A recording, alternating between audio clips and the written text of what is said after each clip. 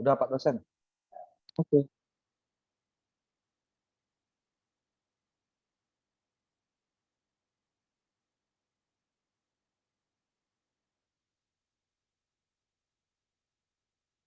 Pak dosen ini hilang. Matiin dulu nih. Pak dosen ini kemana sih? Kayaknya sinyalnya. Nah, ada lagi. Matiin. Ada nggak? Sinyalnya Ada. jelek ini. Iya ya. Oke, ya.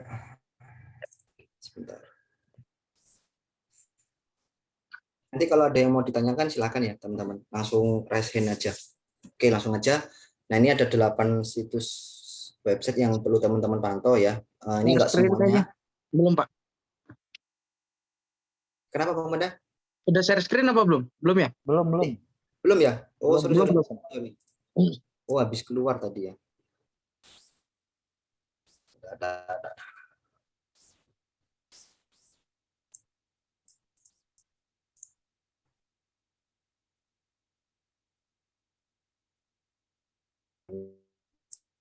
Ya. Sudah teman-teman ya? Oke. Oke, ya. Ini ada website yang perlu teman-teman nanti pantau. Untuk 8 website ini tuh enggak semuanya teman-teman harus lihat setiap kali teman-teman mau trading, enggak, jadi ada fungsi dan tujuannya ya. Jadi nanti tergantung teman-teman mau lihatnya dari segi mana kayak gitu. Mungkin langsung aja.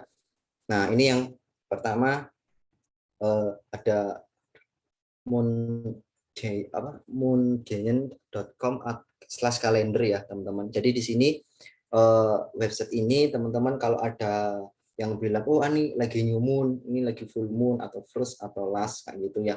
Nah, teman-teman enggak perlu bingung, teman-teman bisa cek di websitenya ini, nanti langsung kita praktekkan juga ya di Google Chrome-nya. Jadi teman-teman bisa langsung cek ya.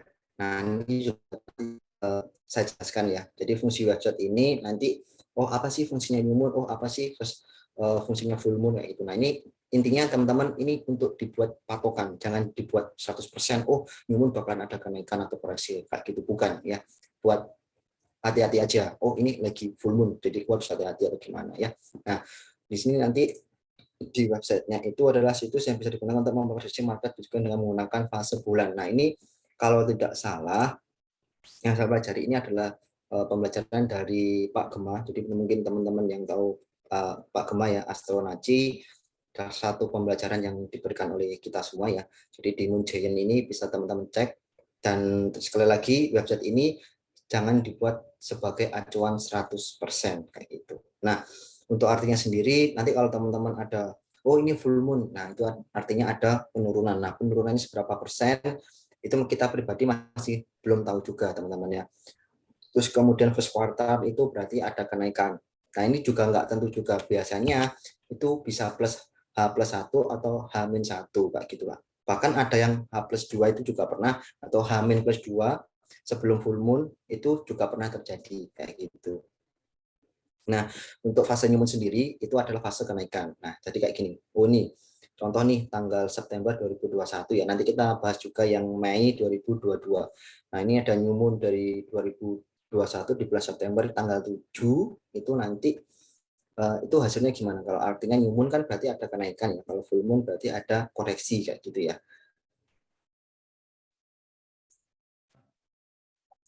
Nah, ini, jadi nanti teman-teman bisa cek ya. Ini langsung aja kita cek di websitenya ya.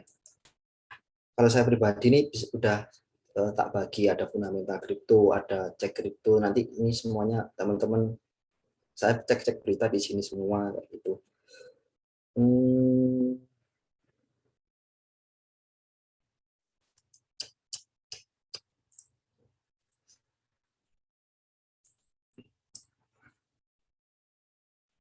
Nah, ini jadi di Mei tahun 2022 itu new moon-nya di bulan 30 ya, full moon-nya di tanggal 16 ya. Kita cek ya teman-teman.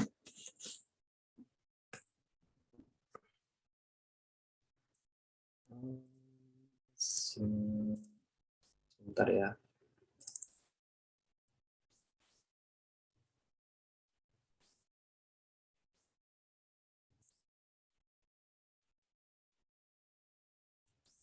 Oke. Nah, ini kita cek ya teman-teman. Cek yang historinya dulu ya, historical dulu ya.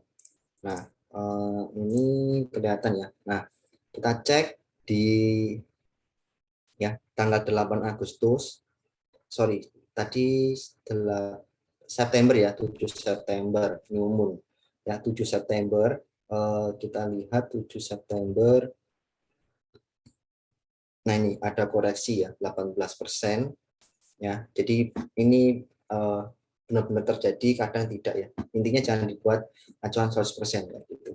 Nah, ini new moon tanggal 7 September terjadi ya koreksi itu 18%. Kemudian ada full moon-nya tanggal 20 September.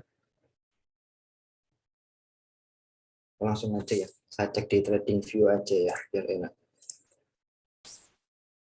Ini keluar ya trading view-nya teman-teman. Aman, Pak. Aman ya. Oke. Wah, agak yang tipis. Ini kalau kalian trade ya kayak gini ya. Jadi banyak coretan.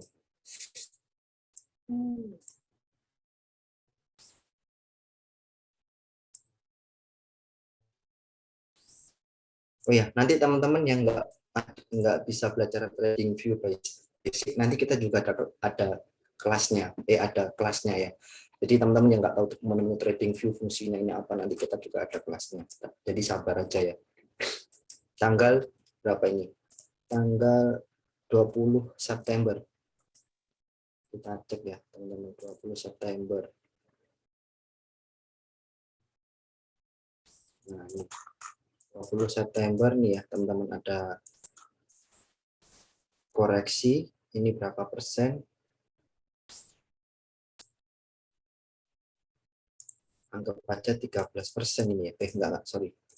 Ini 9%, ada koreksi 9% di tanggal 20 September. Nah, full moon. Tadi full moon itu adalah adanya penurunan ya, teman-teman. Jadi di 20 September itu akurasinya 80% terjadi full moon, ada koreksi. Sedangkan new moon di tanggal 7 September. Nah, ini 7 September ini ya, teman-teman. 7 September tuh ini. Nah, nah,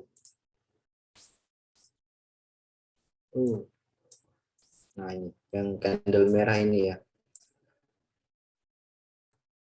Nah, 7 September. Nah, ini yang seperti yang saya katakan. Jadi tanggal 7 September itu new moon, seharusnya kan ada first quartal kenaikan ya, teman-teman. Nah, ini malah terjadi koreksi. Yang koreksinya itu cukup dalam ya. Berapa persen ini? 19%. Jadi lumayan teman-teman untuk penurunannya 19%. Nah, jadi nanti teman-teman bisa belajar ya. Jadi di sini juga sudah saya sertakan apa itu pengertiannya, bahwa full moon itu apa, new moon itu apa. Jadi teman-teman biar tahu nanti ya. Jangan dibuat acuan. Nah, ini kita cek sebentar di bulan Mei. Mei itu new moon tanggal 30 ya. Berarti nanti di tanggal 30 itu seharusnya ada kenaikan. Kita cek aja lagi nanti ya. Terus kemudian untuk full moon-nya di tanggal 16. Tanggal 16 kita cek dulu ya. Tanggal 16.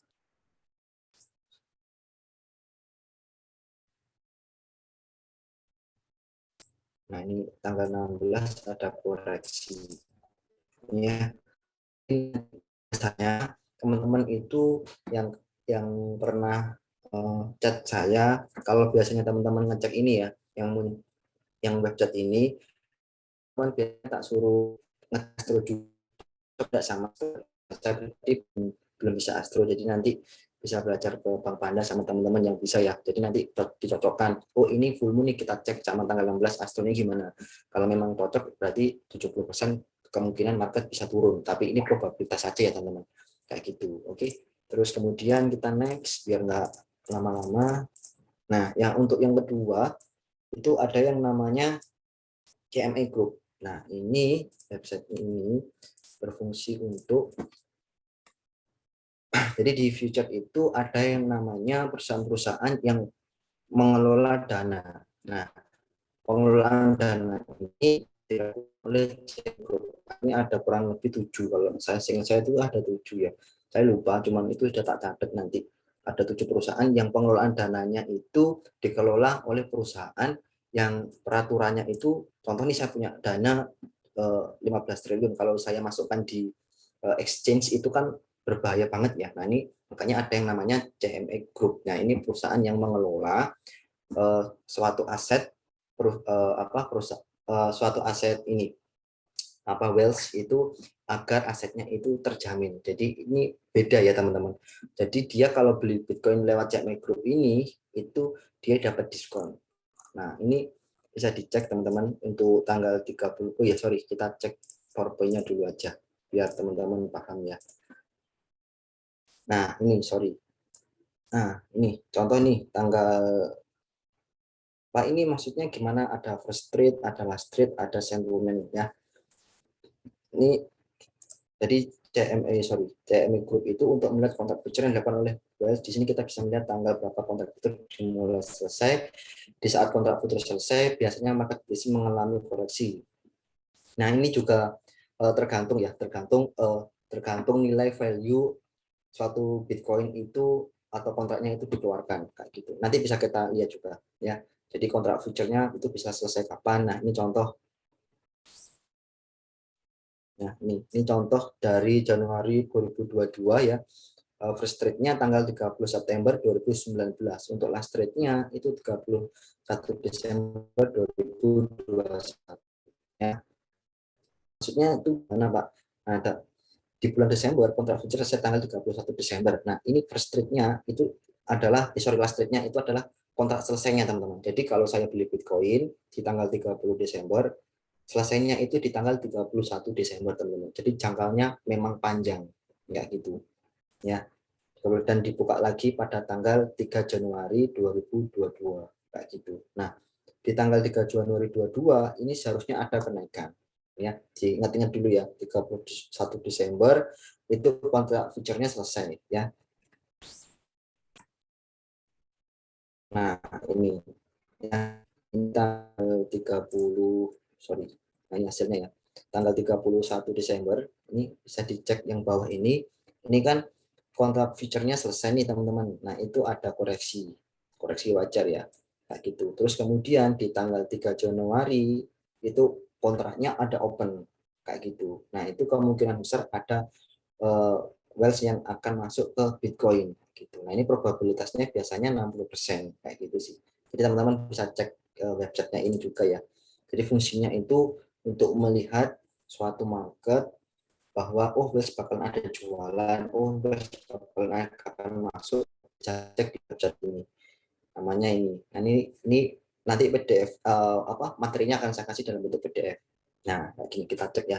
Tanggal 31 Desember ya. Ini kita cek di tanggal 22 Mei. Ini sorry.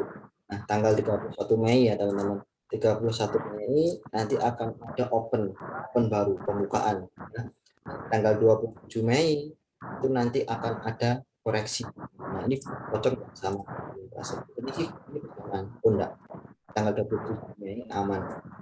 Ya, jadi teman-teman nanti yang trading tanggal 27 Mei hati-hati aja, maksudnya terus aku nggak trading apa gimana, jangan, ini hanya untuk teman-teman garis lampu kuning, jadi hati-hati kayak gitu, gitu aja sih. Nah, ini pasti akan ada balas untuk jualan kayak gitu ya. Tanggal opennya tanggal 31 Mei, terus nanti di tanggal Juni itu ada di 24 Juni, untuk opennya itu 27 Juni, untuk Juli itu 29 Juli. Jadi 29 Juli nanti ada last trade atau CME Group mengeluarkan aset mereka dalam bentuk Bitcoin ke para whales atau ke para kliennya kayak gitu. Oke. Nah, ini yang ketiga, website yang ketiga yaitu Federal. Nah, ini FOMC. Jadi teman-teman mungkin bagi yang belum tahu ya, mungkin bagian besar tahu ya. Ini yang penghancur market, teman-teman. Jadi ini yang harus benar-benar teman-teman cek ya. Di sini bisa teman-teman cek nanti ya.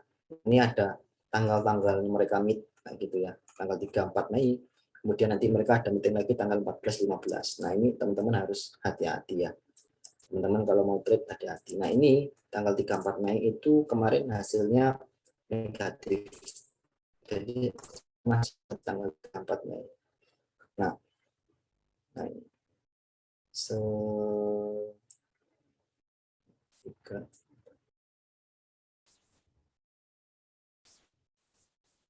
Nah, ya 3-4 Mei. Nanti teman-teman kalau mau lihat apa hasilnya bisa di sini.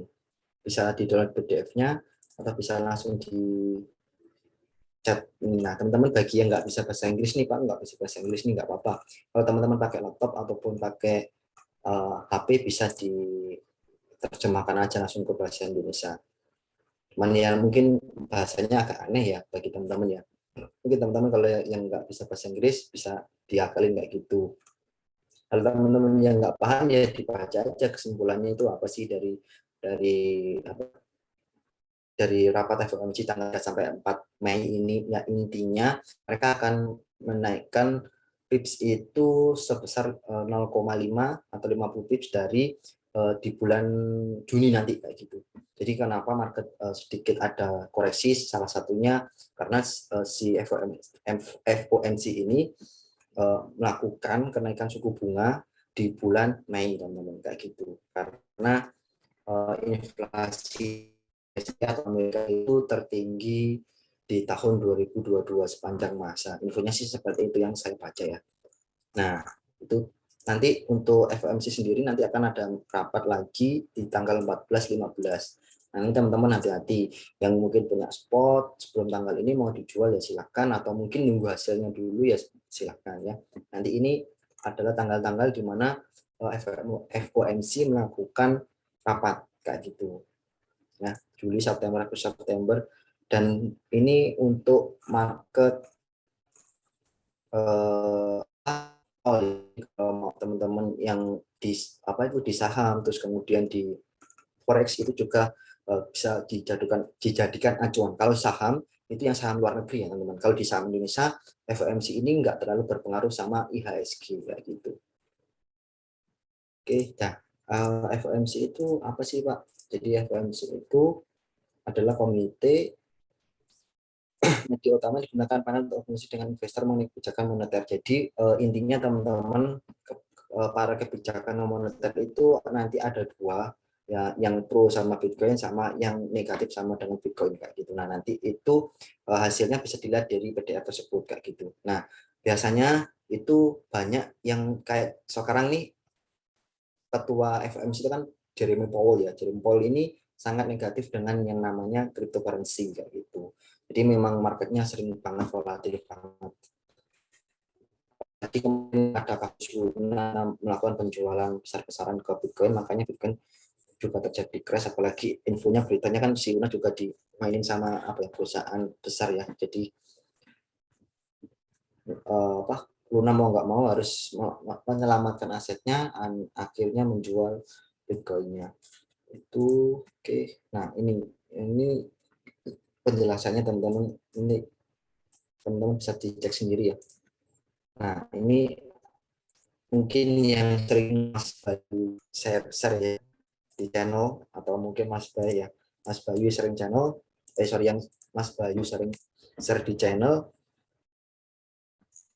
Nah ini fungsinya teman-teman, ini untuk mengetahui fear and greed index dari para investor. Biasanya kalau dari 9 sampai 15 itu biasanya saya mulai cicil spot agak banyak teman-teman. Dan biasanya habis itu saya stakingkan sih kayak gitu. Habis saya masuk, kemudian saya stakingkan mungkin 3 bulan atau 1 bulan tergantung koinnya sih kayak gitu. Ya. Terus kemudian ini bisa dibaca extreme fear 13, 12, selanjutnya 12. Nah, ini yang perlu teman-teman lihat sih.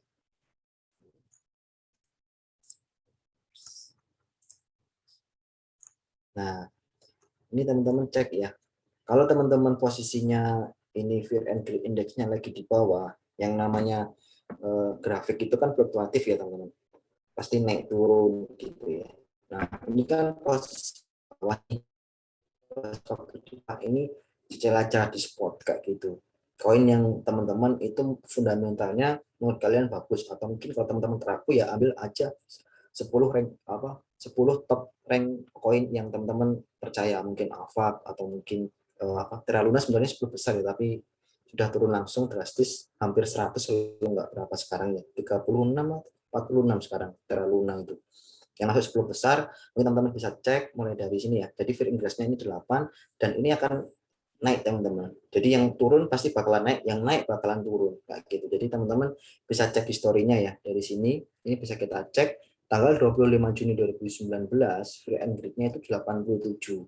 Nah, di sini mungkin teman-teman ada yang ingat ya pepatahnya Warren Buffett itu kita harus di saat orang takut kita harus tamak, tapi di saat orang tamak kita harus takut kayak gitu. Nah, di posisinya tanggal 25 Juni 2019 itu banyak orang yang tamak teman-teman. Oh, euforianya para investor itu menggebu-gebu. Akhirnya fear and greed indeksnya itu 87 dan langsung ke dibanting. Ini ada sempat koreksi, kemudian naik lagi di 14 Juli, kemudian turun lagi.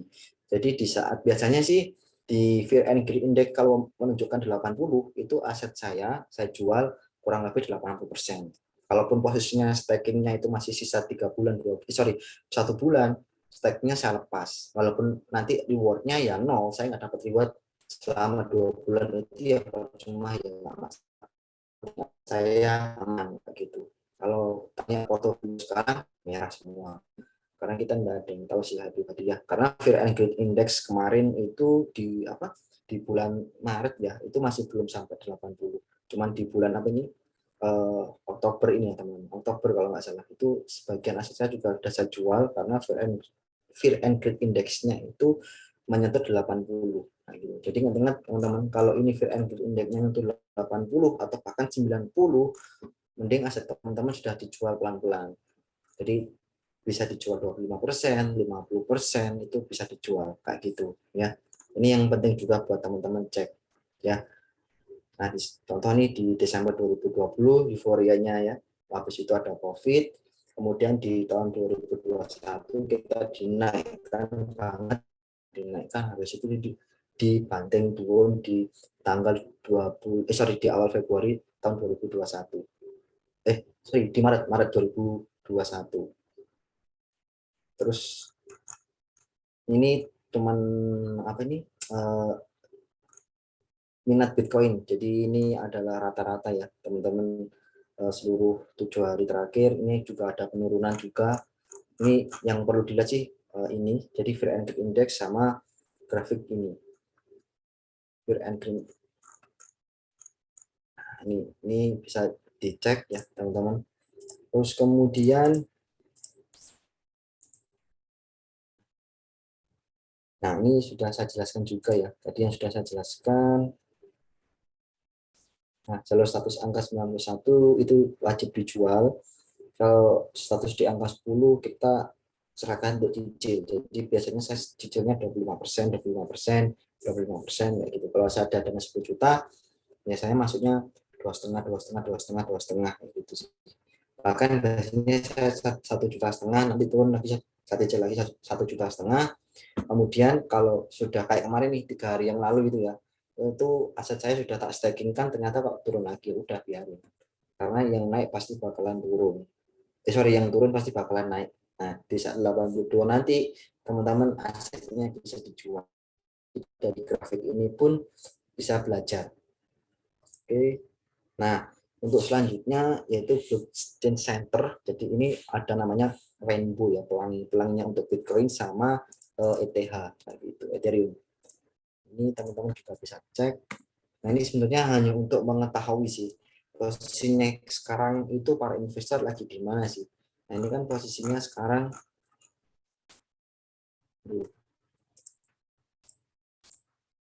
ini ada di warna biru ya, di warna biru ya.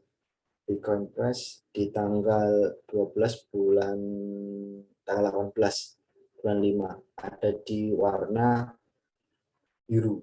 Biru itu berarti dia menunjukkan yaitu penjualan. Jadi aset kita wajib untuk dijual kayak gitu. Basically a fair sale. Nah, di sini teman-teman bisa dicek ya sesuai warnanya. Kalau warnanya merah, berarti teman-teman wajib sell, serius sell kayak gitu ya. Jadi di sini juga sudah diinfo sama websitenya Blockchain Center ini di tahun 2017 tanggal 16 bulan 12 itu sudah benar-benar mentok. Jadi rainbow chart-nya itu di warna merah dan warna merah itu adalah maximal bubble theory kayak gitu. Jadi benar-benar mending aset kalian dijual aja kayak gitu. Kemudian di Maret 2020 kita cek ya teman-teman. Maret tahun 2020 itu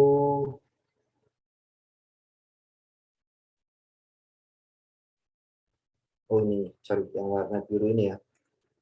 Biru berarti saya zoom out dulu. Nah, basic.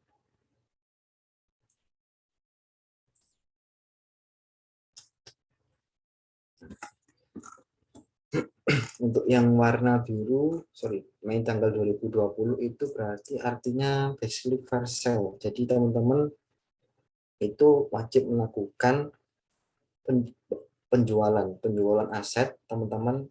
Jadi teman-teman di sini sudah diinfo ya sama price-nya, yaitu teman-teman wajib persiapan untuk melakukan penjualan untuk kalau rainbow chart-nya di warna biru ini kan gitu. Jadi biasanya kalau saya pribadi malah di rainbow ini berarti waktunya akumulasi lagi sih kalau saya pribadi kayak gitu ya. Karena pasti ini bakal ada kenaikan. Contoh nih di bulan Mei 2020, nah ini kan ada kenaikan. Nah kenaikannya sampai di 2021 di bulan 2 ya. Jadi teman-teman kalau udah sampai biru ini teman-teman wajib di spot juga. Nah, ini pembuatnya teman-teman ya. Biasanya ini juga ada di Twitter juga, teman-teman bisa bisa follow juga Twitternya, aku cuma lupa namanya. Itu dia juga mesti update terkait Bitcoin kayak gitu. Nah, ini juga punyanya ada yang punyanya ETH kok. Ethereum mana ya?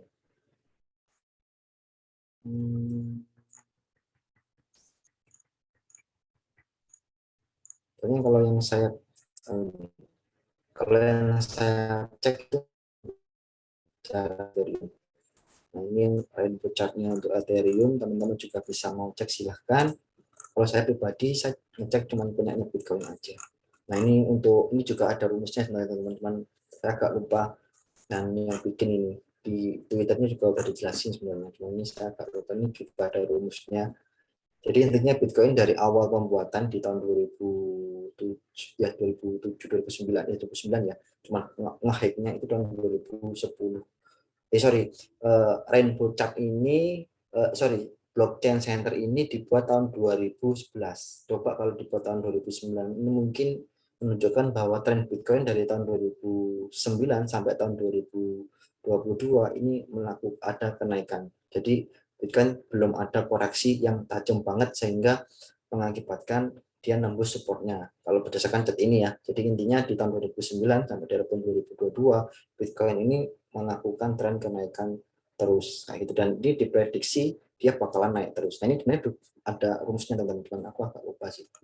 Nanti kalau teman-teman mau bisa cek langsung di ini ya di websitenya di Twitternya beliau nih. Dan teman-teman juga bisa cek juga ya ada comparison. Jadi teman-teman kalau mau comparison sebuah aplikasi silahkan. Oh, exchange yang bagus itu apa? Bisa cek di website ini juga gitu. Nah, kemudian ada yang namanya Alcism juga nanti ada di PowerPoint juga. Nah, teman-teman kalau oh ini Alcism atau enggak bisa cek juga di websitenya ini. Kayak gitu. Biasanya kalau Alcism itu ini dia di atas 75 ya. Nah, ini bisa dicek juga teman-teman. Alcism index-nya itu di terakhir ini di bulan apa ini? Ini kalau nggak salah tahun ini kok ini Alcism ini. Oh ya kan 16 Januari 2002. Jadi 16 Januari 2022 kita cek aja.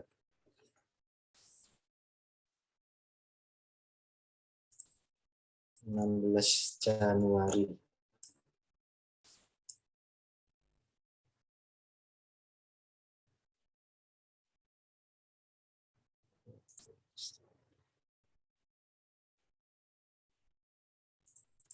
Nah, ini ada kenaikan, tapi habis itu dibawa turun.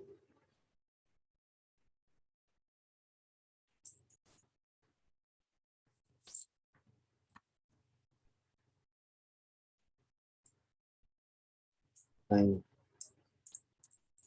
ini di sini 16 Januari ya, Aljazen mulai naik, kemudian langsung dibawa turun di tanggal 18, cuma dikasih waktu 1 hari doang, 1 hari, tanggal 17, 18 langsung turun drastis.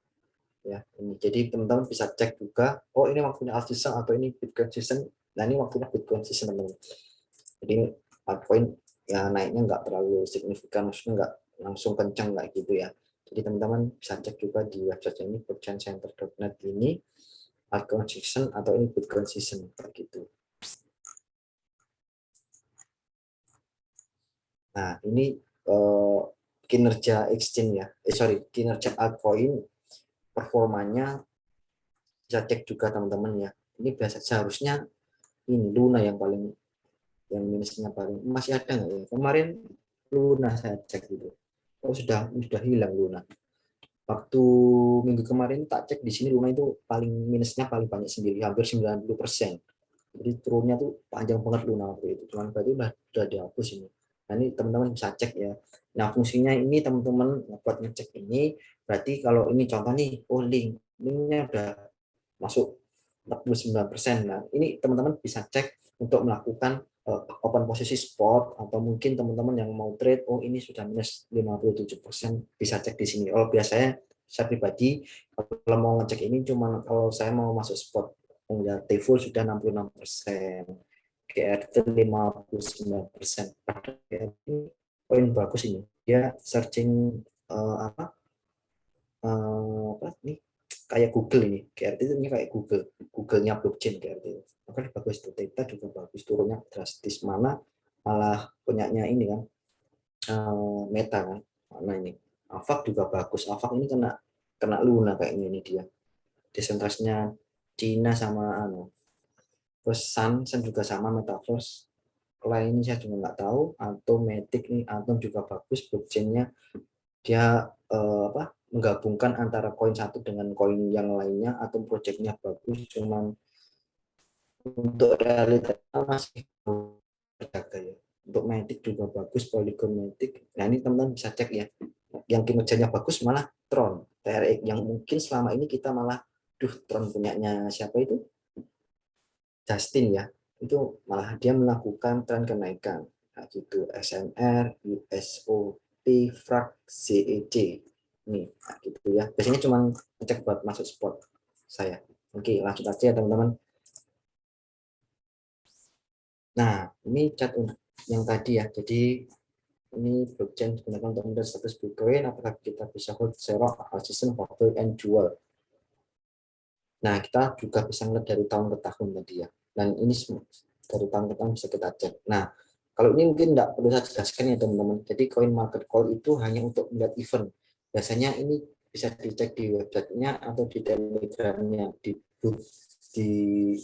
botnya itu juga ada, bot telegramnya juga ada. Kita aja coin market call nanti keluar kok di telegram.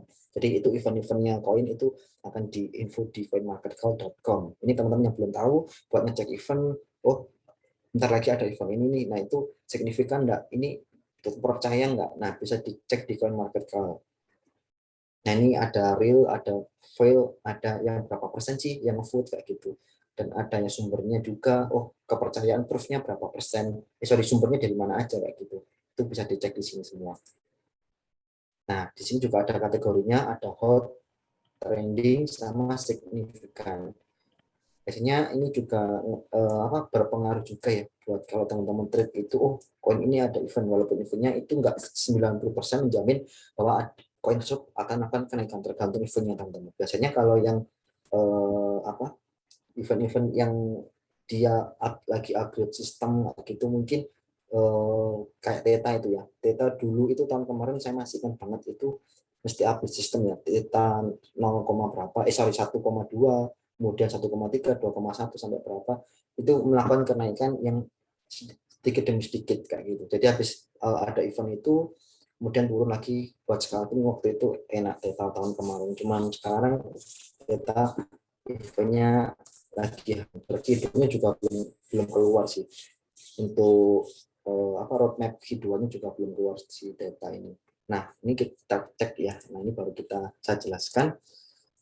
Nah ini cryptometer ini sebenarnya cuma teman-teman buat ngecek aja sih. Biasanya kalau cryptometer ini saya cek, oh ini, nah ini, oh posisinya sekarang itu banyak yang melakukan long daripada sell, nah, gitu ya. Nah biasanya ada yang namanya, nanti kita juga belajar yang namanya short squeeze, kemudian long squeeze. Nanti saya ngeceknya dari sini. Jadi oh posisinya sekarang lagi ada yang uangnya lebih banyak daripada sell-nya, kita cek ya teman-teman. Nah, makanya Bitcoin hijau. Nah dia ini websitenya ini itu berdasarkan dari semua exchange teman-teman. Nah ini kita bisa cek ya. Nah ini exchange Binance itu banyak ngelong, kemudian Binance US, Bitfinex itu juga banyak yang ngelong. Nah ini biasanya hati-hati, ada yang namanya nanti short squeeze. Nah itu nanti candlenya panjang gitu ya, panjang, sorry ada 10 panjang kemudian turun ya. Nah itu teman-teman hati-hati, nanti kita belajar pelan-pelan ya kayak gitu. Nah ini kan banyak yang ngelong nih, hati-hati ke Gojek nanti. Biasanya bakalan ada short squeeze kayak gitu karena semua exchange itu melakukan long kayak gitu. Nah, ini hati-hati. Oke, itu ya. Jadi ini cuma untuk melihat posisinya Bitcoin ini banyak yang long atau yang nge-short sih kayak gitu. Yang ETH bisa dicek, BNB juga, XRP juga, Cardano, Solana, Doge, bisa cek semua. Tapi kalau saya pribadi biasanya saya cuma ngecek Bitcoin aja sih. Tapi kalau teman-teman mau ngecek koin teman-teman yang mau di trading kan ya monggo silakan. Tapi kalau saya pribadi cuma ngecek untuk Bitcoin aja. Nah biasanya saya juga ngecek volumenya. Volumenya juga lumayan besar ini.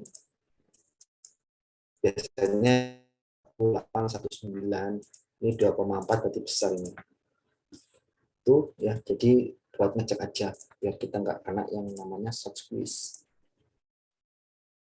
Nah ini bentuk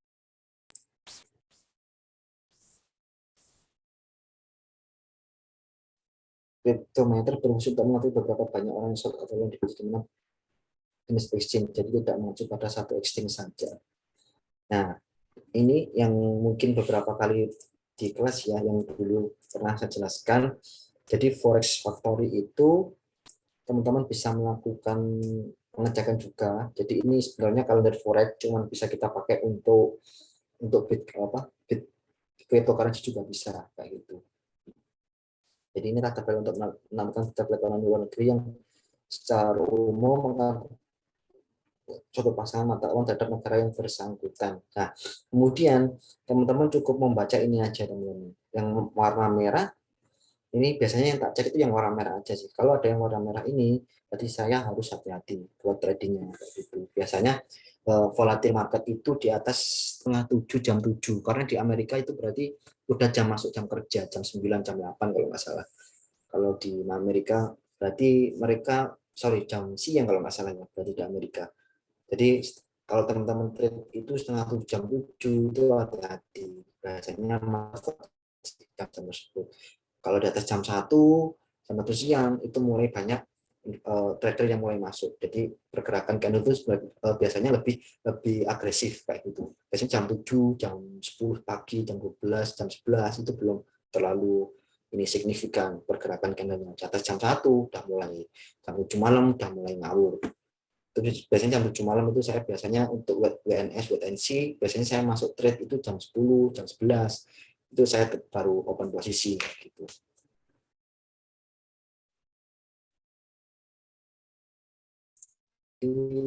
Nah, contohnya ini tadi akan juga saya jelaskan ya. Jadi pada tanggal 18 Mei, itu kemarin ya teman-teman, Fit akan mengadakan rapat terkait informasi update pengangguran dan nantinya untuk mereka bisa langsung cek folder. Nah, biasanya untuk cek pengangguran ini itu Fit itu melakukan update-nya setiap sebulan sekali sih. Jadi ini sebenarnya data pengangguran ini employment ini nggak terlalu ngefek, karena bagi saya pribadi itu data pengangguran itu ya dia diupdate setiap bulan sekali kayak gitu, dan mesti saya pantau nggak terlalu nggak terlalu ini sih, ngaruh juga sih data pengangguran. Nah, hasilnya biasanya gini, kalau kayak ini bulan apa nih, kalau ini bulan April kalau nggak salah, ini April ya, aku lupa screenshotnya April ini.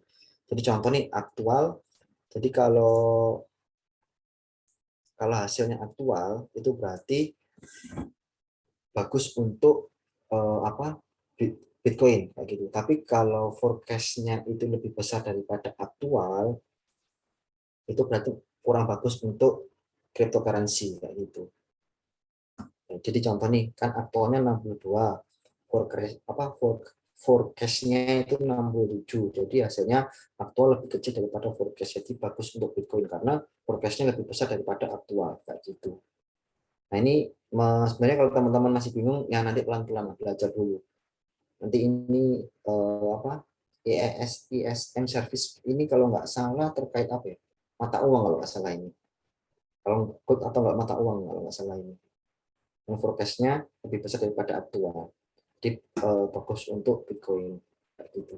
Nah, ini rumusnya ya, aktual then forecast is good for currency. Aktual lebih besar daripada perkiraan, maka bagus untuk mata uang atau kurang bagus instrumen investasi. Begitu juga sebaliknya kayak gitu. Jadi kalau forecast-nya lebih besar daripada aktual, berarti itu bagus untuk Bitcoin kayak gitu. Kalau aktualnya lebih besar daripada forecast-nya, berarti tidak bagus untuk Bitcoin kayak gitu. Oke. Nah, jadi itu website ya, website yang teman-teman perlu pantau buat Moonbase, kemudian ada CME Group ya, Bitcoin, kalendernya, kemudian FOMC. Kalau teman-teman ini ngeceknya di mana buat meeting kemarin nggak gitu ya, 34 Mei itu penentu kemarin, dan benar-benar dikoreksi yang cukup dalam 34 Mei. Terus kemudian Fear and Greed Index ini yang Mas Bayu sering update itu ya, teman-teman bisa cek sendiri mulai dari sekarang. Nah, ini juga bisa dicek juga Blockchain Center ini buat ngecek altcoin season atau Bitcoin season. Kemudian ini ada cryptometer.io itu buat ngecek semua exchange itu posisinya trader lagi ngelong atau short kayak gitu.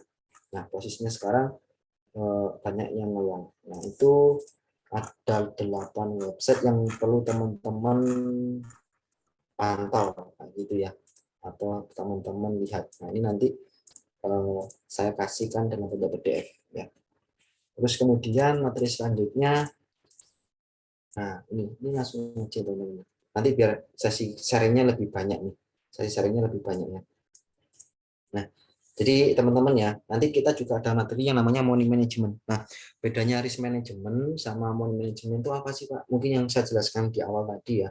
Kalau risk management, jadi intinya bagaimana nanti kita hari ini belajar untuk mengelola aset kita agar terhindar dari likuidasi. Jadi kita bagaimana sih mengelola aset suatu.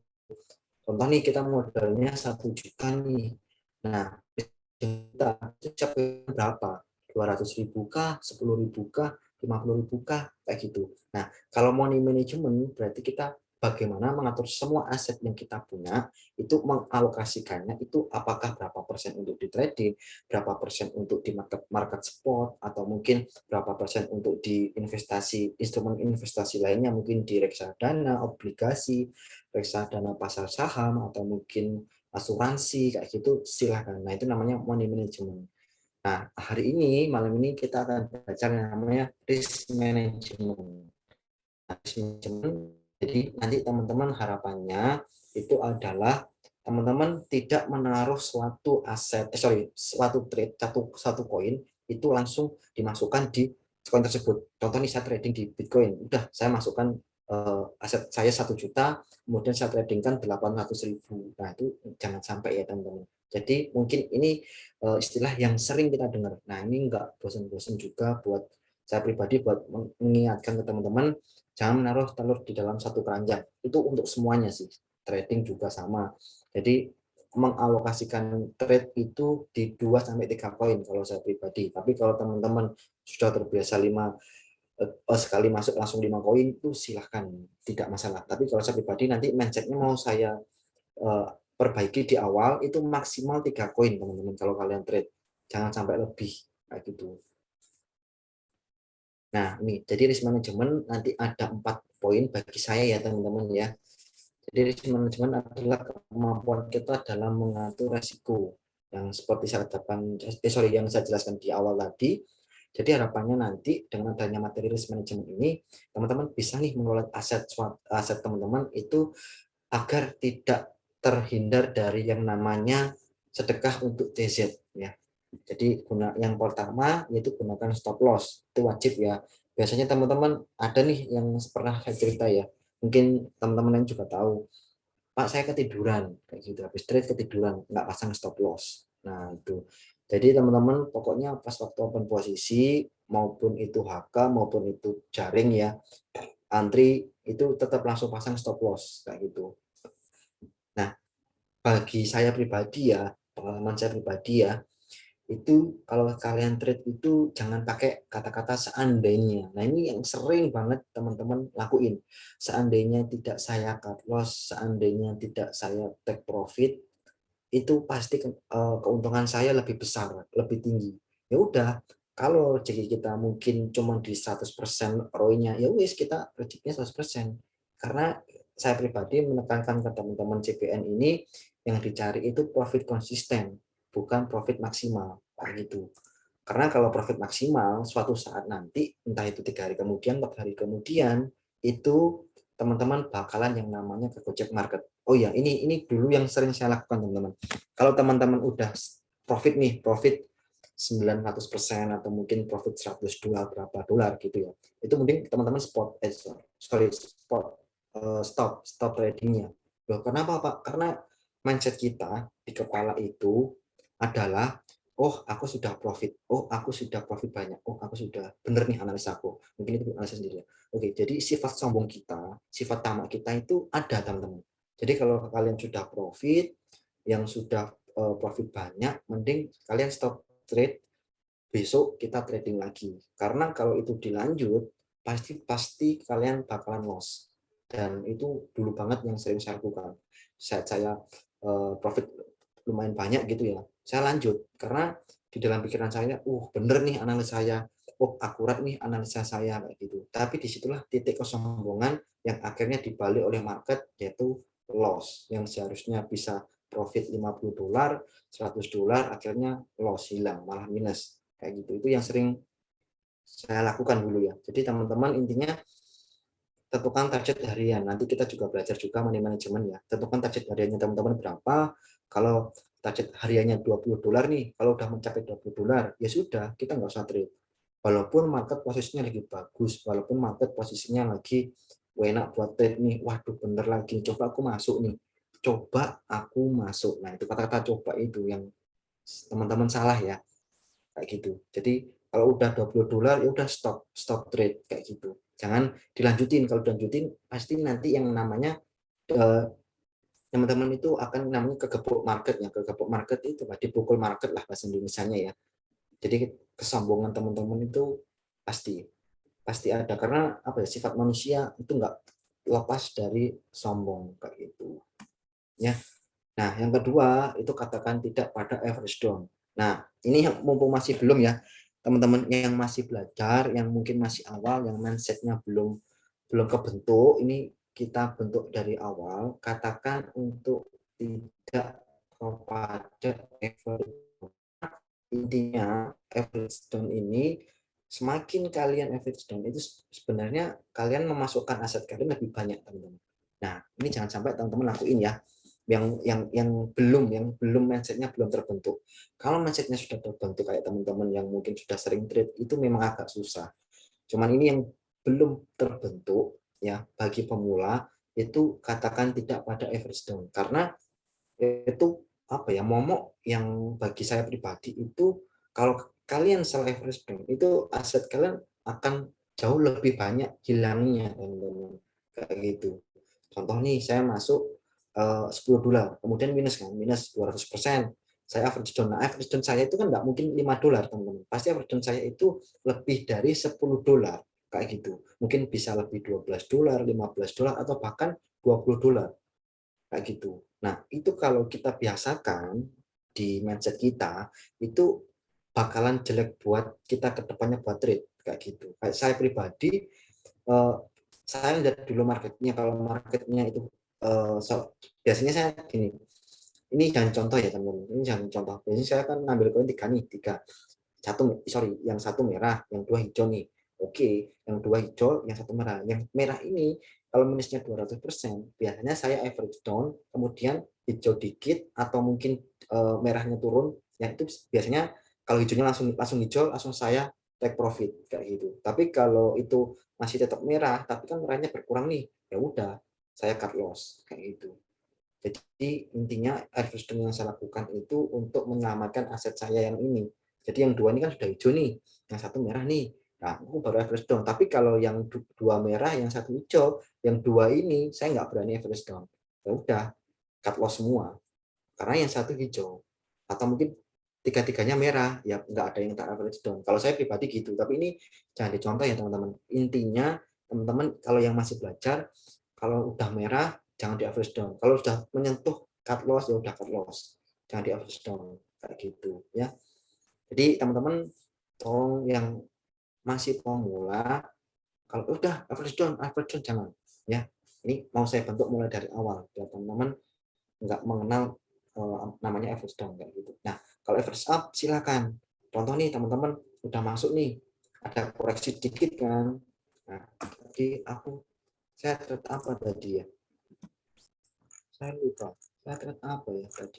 Pak Dos, sorry potong Pak Dos. Berarti kalau misalnya floating minus nih, kita average down itu nggak boleh ya? Berarti kalau misalnya lagi profit, kita boleh average up gitu ya? Benar nggak Pak Dos? Ya, malah itu malah lebih bagus. Cuman average up itu ada ininya Mas, ada caranya. Nanti kita baca ya Mas. Aku lupa tadi trade apa ya? Saking banyaknya yang saya pantau. Sebentar.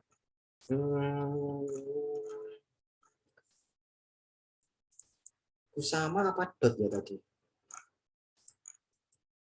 Jadi kalau average up itu teman-teman, contohnya aja ya, saya lupa tadi. Nah ini aja ya. Contoh. Biasanya intinya gini. Gini aja. Nah ini anggap aja kita ambil di sini ya. Kita ambil di sini nih, yang warna kuning ini ya. Sorry, aku ganti yang. Kita ambil di posisi warna hijau nih. Nah kemudian naik kan, dia naik nih. Sorry, dia naik kan. Nah kemudian dia ada koreksi sedikit. Nah di saat inilah kita average up teman-teman. Nah, di sinilah kita average up. Teman ini butuh pengalaman ya teman-teman. Jadi nggak bisa harus langsung ini average up, bisa aja dia turun lagi kayak gitu. Biasanya kalau teman-teman average up, otomatis harga entry-nya itu juga bakalan naik. Yang awalnya di sini dia akan naik, mungkin naik di sini kayak gitu. Karena kalian average up bukan average down, kayak gitu. Nah di saat di sini nah ini naik lagi. Itu kalau saya ya. Jadi saya pribadi mulai menghilangkan yang namanya average down.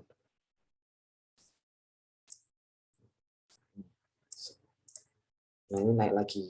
Nah ini waktu naik itu teman-teman boleh melakukan average up ini. Nah ini waktu koreksi, waktu adanya koreksi ya.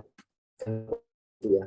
Ini koreksi, oh dia lagi koreksi satu candle nih, average up kita kayak gitu. Nah itu kalau teman-teman yakin ini candlenya pasti naik, Bitcoin marketnya juga oke, mendukung, average up, kemudian naik kayak gitu. Silahkan.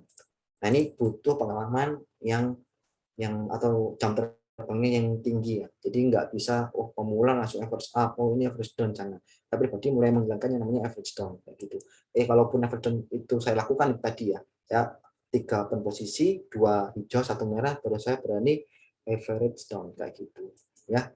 Nah, average down sendiri nanti juga ada, mungkin ada yang 200% ya, 200% itu nanti di average down juga ada, yang 100% ada. Caranya banyak, nanti kita belajar pelan-pelan. Oke, jadi gitu ya teman-teman. Jadi tolong hilangkan average mindset, average down itu hilangkan. Jangan sampai ketanam ke teman-teman. Mumpung masih awal. Kalau yang sudah bandel itu agak susah. Ya. Nah, risk reward yang ketiga, risk reward minimal 1,2, 1,3 kayak gitu. Kalau saya pribadi risk rewardnya 1:3 kayak gitu, minimal 1:2, jangan 1:1 ya, karena kalau 1:1 ya sama aja kalian kayak beli satu gratis satu, dapatnya cuma satu kayak gitu, bukan beli satu dapatnya 2 kayak gitu. Jadi rasio perbandingan antara resiko dan reward yang bisa kita peroleh dari trading, resiko harus lebih kecil daripada reward. Contoh nih, kalian beli apa ya, beli rumah sama beli kos-kosan kayak gitu ya, atau beli baju yang bermerek sama yang tidak bermerek. Kalau kalian kalau resikonya itu adalah untuk beli baju merek mahal, itu teman-teman jangan dilakukan. Tapi kalau untuk rewardnya itu kalau beli baju mahal, itu teman-teman jangan baju deh, motor sama mobil aja ya gitu ya, motor sama mobil nih. Contoh, kalau rewardnya itu mobil, ya itu teman-teman silahkan mau nyampe ke situ silahkan, nggak apa-apa. Tapi kalau risikonya itu adalah kita harus menjual aset berupa mobil, ya jangan kayak gitu. Makanya risk rewardnya minimal 1:2. Kalau saya 1:3 minimal kayak gitu.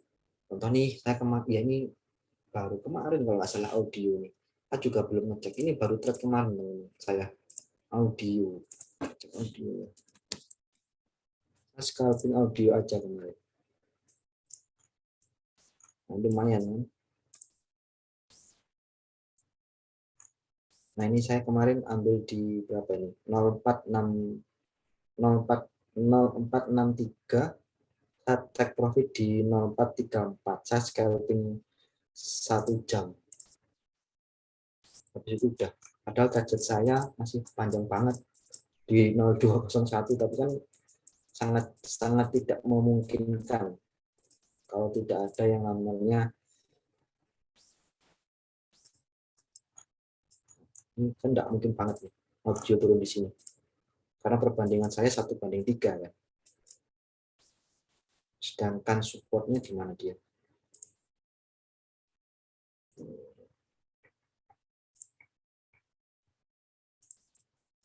Nah ini kan supportnya dia, ya mungkin bisa ke sini kalau ada bad news ya, bad news dari Bitcoin mungkin bisa. Nah, ini kemarin jadi kemarin main sih, opennya di sini, jualnya di sini 0433 ini saya jual, padahal masih turun gitu ternyata kayak gitu. Cuman ya nggak masalah, rezekinya di situ kayak gitu. Nah kenapa kok open posisi di situ Pak? Nih ada, nanti ini sekilas saja ya. Nih ada yang namanya garis kumuh, awan kumuh. Makanya saya open posisi di sini. Ini naik dikit, kemudian turun lagi dia. Di sini saya jual. Walaupun ini garis kejuncanya garis yang warna merah ini ya, masih di bawahnya di atasnya candle, sebenarnya masih turun, cuman saya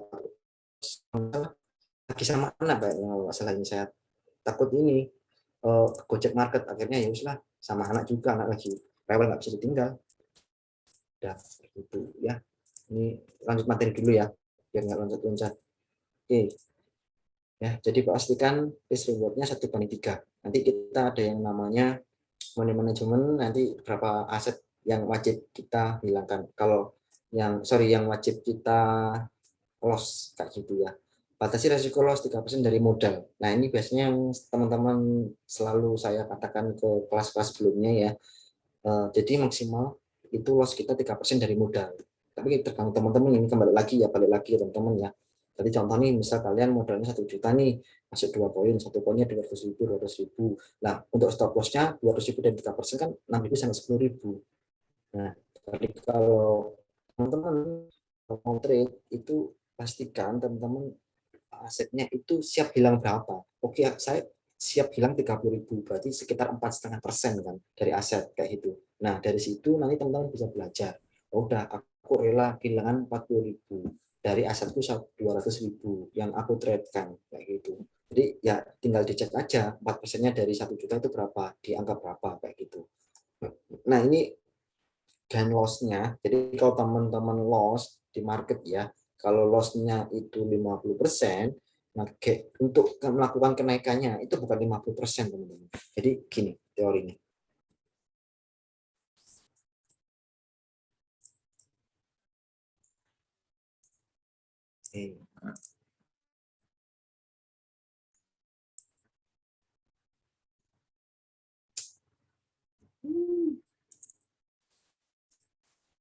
Nah, contoh nih.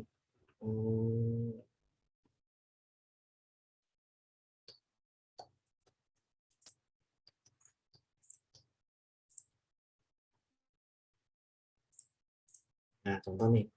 Teman-teman minus 50% gitu ya.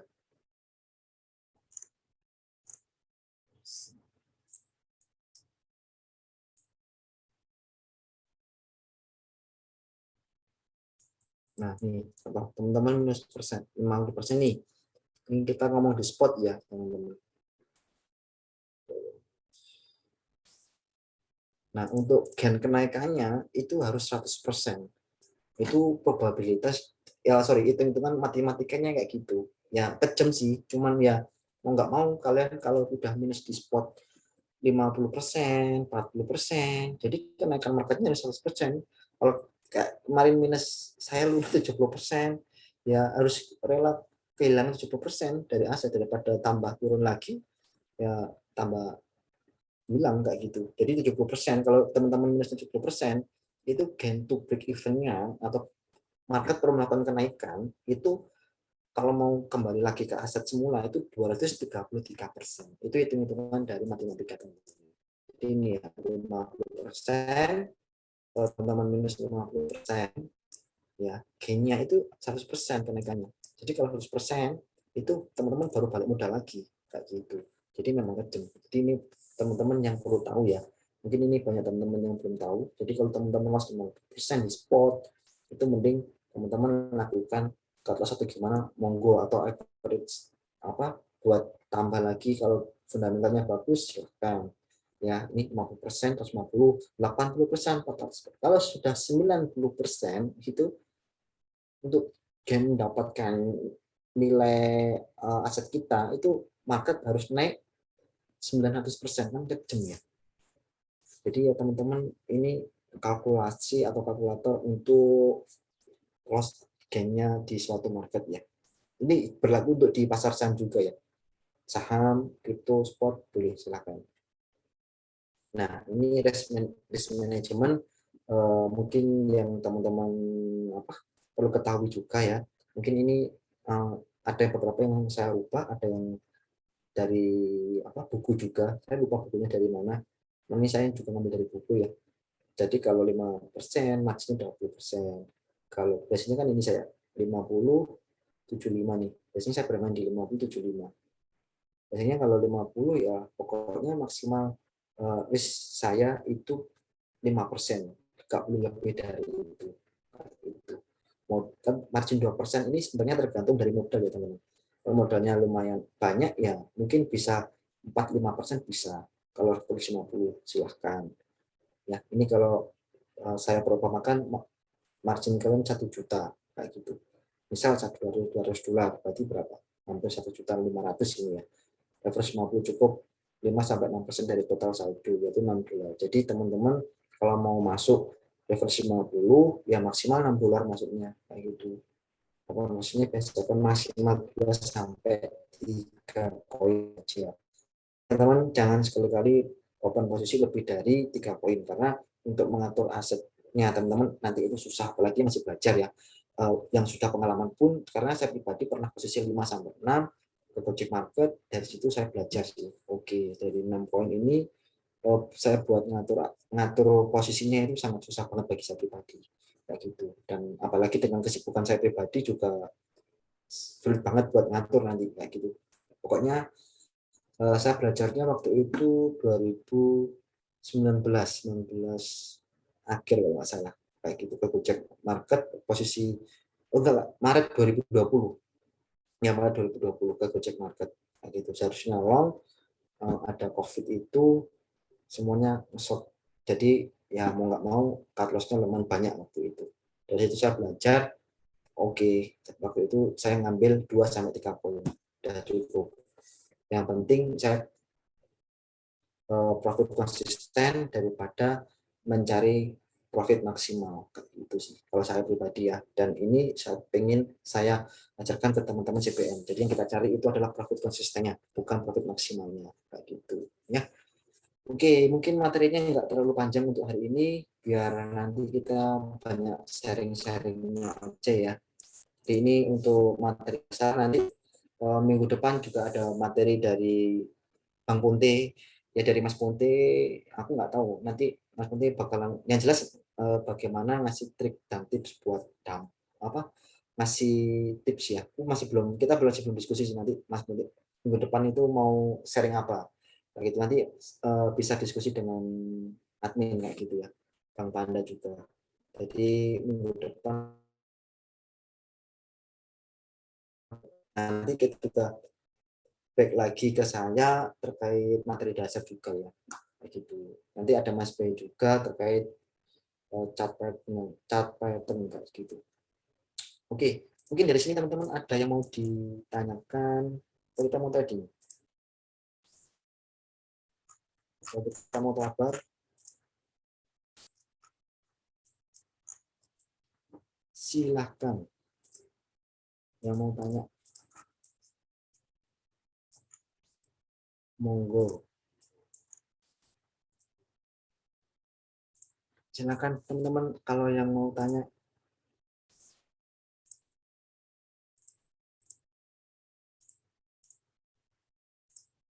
Monggo teman. Ini ada yang tanya kah? Ini ya, maksudnya materi dasar kita malam hari ini.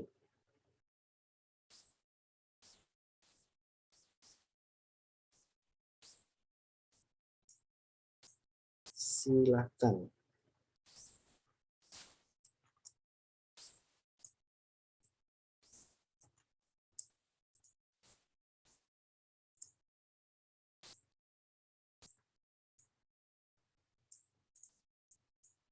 Monggo. Ada yang mau ditanyakan teman-teman?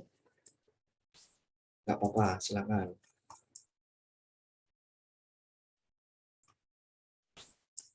Nah, Bahas ini risk management katanya Pak. apa? Risk management bahas. Oh, mau bahas risk management.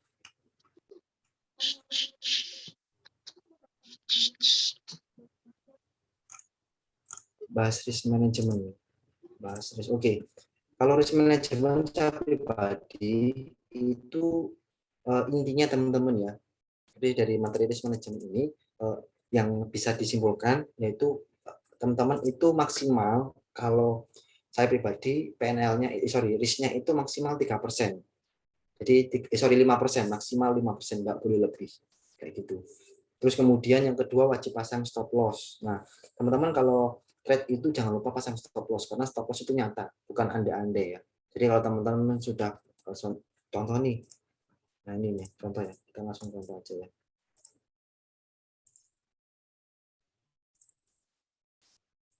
Nah, ini contoh nih. Ini kalau nanti dia nge-break di sini, candlenya nge-break di sini, saya akan posisi short kayak gitu ya. Ini nah, dari sini saya stop loss-nya itu adalah maksimal 3% dari aset saya. Nah, 3%-nya nanti ini tergantung modal ya teman-teman ya. Modalnya kalian berapa? Nah, ini kan 3% terlalu jauh, malah lebih enak kan. Berarti stop loss saya biasanya di resist di sini biasanya. Nah, ini stop loss saya. Nanti ini perbandingannya nanti teman-teman. Sorry.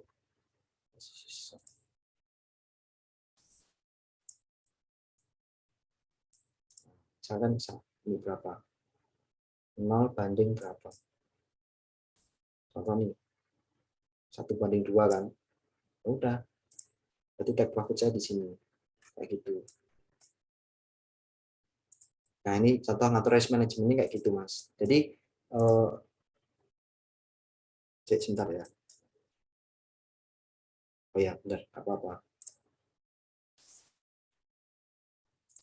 Saya kalau trade ya cuman kayak gini teman-teman, ngandalin garis SNR, kemudian beberapa volume juga. Saya open posisi short ini volumenya, dari volumenya ini sudah maksimal. Jadi tinggal ditunggu aja candlenya ini nanti gimana. Kayak gitu. Jadi kalau teman-teman sudah nih persiapan nih, dicek dulu. Kalau break kita scalping short kayak gitu. Nah, risk manajemennya ya wis, saya siap kehilangan 1% dari aset yang saya tradingkan. Kayak gitu. Nah, jadi teman-teman siap aja ya. Jadi oke, saya di sini berarti 1%, atau mungkin kalau kejauhan ya wis di sini. Berarti saya cuma kehilangan berapa persen nih? 0,53% dari aset. Malah lebih enak kayak gitu. Take profitnya di sini, TP maksimalnya kayak gitu. Karena di sini ada resist, sini ya teman-teman. Sini ada resist, sorry. Ini. Nah, makanya kita cek dulu aja. Kalau tembus, kalau break ya, break long gitu. Ya, jadi kayak gitu sih. Jadi kalau teman-teman trade itu dilihat dulu candlenya lagi di mana, terus kemudian cek 30 menitnya. Mungkin masih seperti candle berjalan nih, belum tahu ya dia mau nge-break kemana, di sini atau di sini. Tinggal kita tunggu aja nanti kayak gitu. Jadi intinya risk management itu kita siap kehilangan berapa persen sih dari modal yang kita tradingkan. Kalau saya Bitcoin mau masuk $10 nih, ya udah saya siap kehilangan $1 nggak gitu. Atau mungkin saya cuma kehilangan $2 lah dari $10 yang saya tradingkan kayak gitu. Jadi ya harus teman-teman harus benar-benar ini siap kehilangan berapa dolar pun. Dan itu tergantung teman-teman. Kalau saya pribadi 3% kayak gitu, maksimal 3%. Kalau lebih dari itu saya belum siap kayak gitu. Terus ada lagi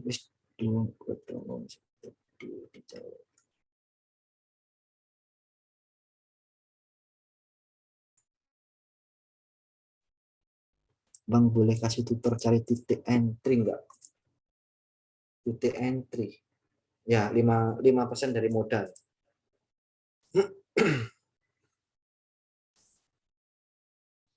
Titik entry ya ini ya, Mas. Contoh nih, ya wis kalau ini nge-break next candle selanjutnya jam berapa nih? Jam 10:30. Kalau memang ini biar bisa nge-break, breakout, terus kemudian jam 10:30 dia open posisinya di atas candlenya hijau yang ini, ya wis kita scalping long kayak gitu.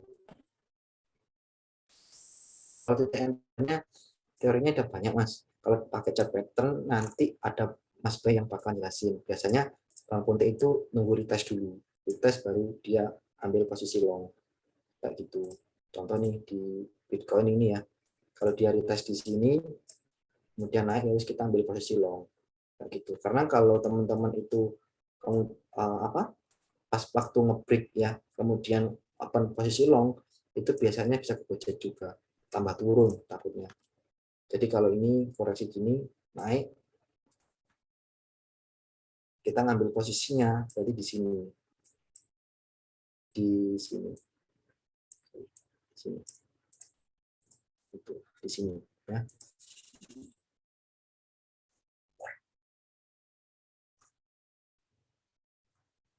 Bang Panda, recordnya bisa dimatikan biar nggak terlalu panjang. Oh iya dah, oke. Ardi, Bang Yuk, yuk, Ardi. yuk, yuk, yuk, yuk. Yuk.